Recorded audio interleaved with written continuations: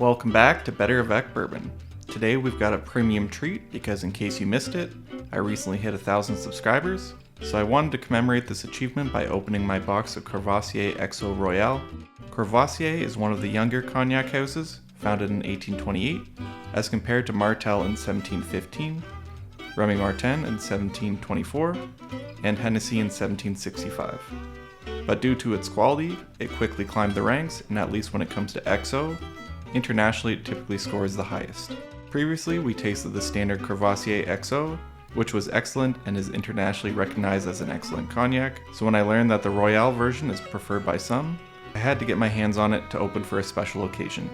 According to Total Wine, it's a cognac inspired by the blend that graced the royal tables. The Fin Bois de Jarnac and Grand Champagne blend is aged up to 30 years in signature Limousin and Tronqué casks to ensure its complexity, depth, and lingering finish. So the youngest cognac in the blend can be 10 years old, which is how it gets the XO classification, but some of the cognac in the blend is aged up to 30 years, so there's a lot of rich aging notes to explore. Once you've got your cognac unboxed, grab a clean cognac or tulip-shaped glass, and let's get to it.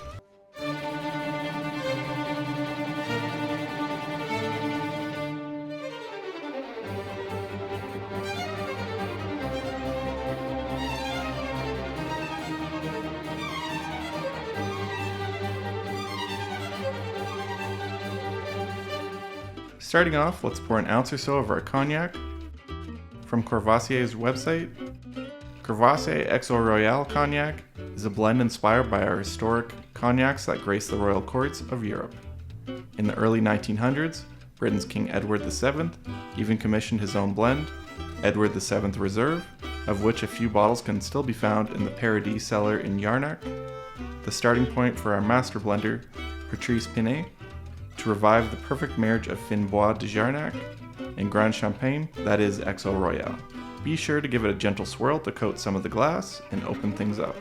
According to Courvoisier, for aroma we should expect this deep amber elixir entices with a fine decadent truffle aroma, followed with a bouquet of opulent summer blossoms.